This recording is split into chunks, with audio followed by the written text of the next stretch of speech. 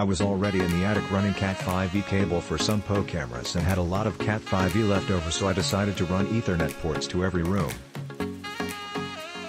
I'm using a Netgear router, non-mesh, to cover around 2,200 square feet, and it just doesn't reach the back office very well, and my Plex server in the living room doesn't like Wi-Fi either.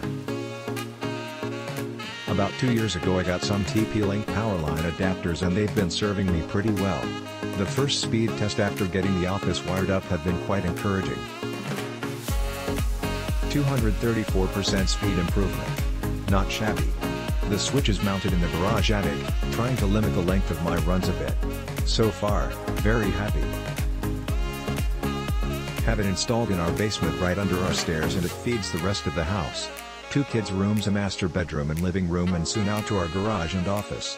Test speeds have come in right where they should be and temps are just right.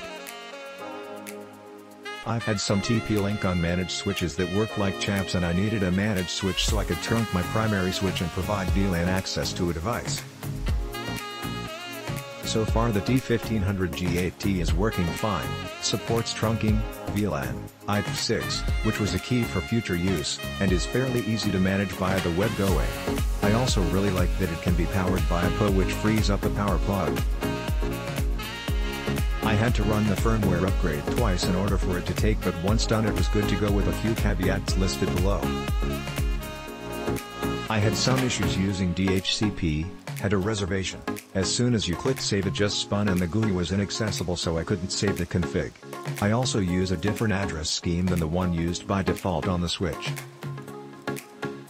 I ended up going with static assignment, which is fine and pretty standard practice.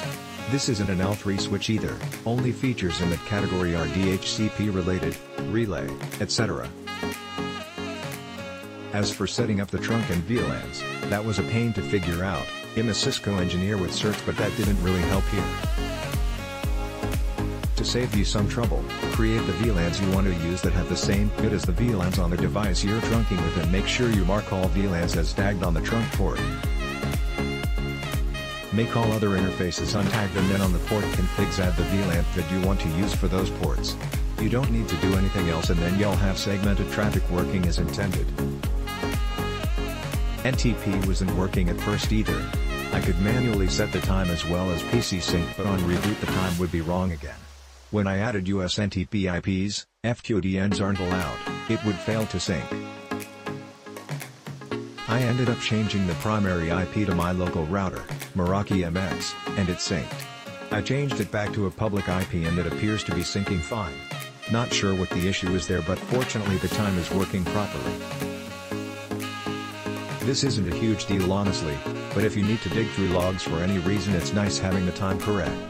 You get what you pay for here honestly. It's not a super expensive device, so it's not really what I would call enterprise class.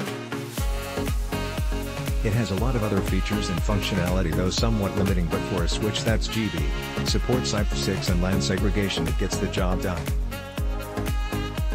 Updated comments deck 2019. I purchased another and got lucky with version 2 hardware. The firmware is nicer than any other TP-Link GUI so far, and there was an update from July 2019, so you know they are actively supporting this product, D1500G8TV2. With this version you can remove ports from system VLAN 1, PID 1. This is great. Now if they could assign ports to be trunk or access. I like this one so much I'll buy another if needed. Click the link under this video for more details, reviews and current pricing.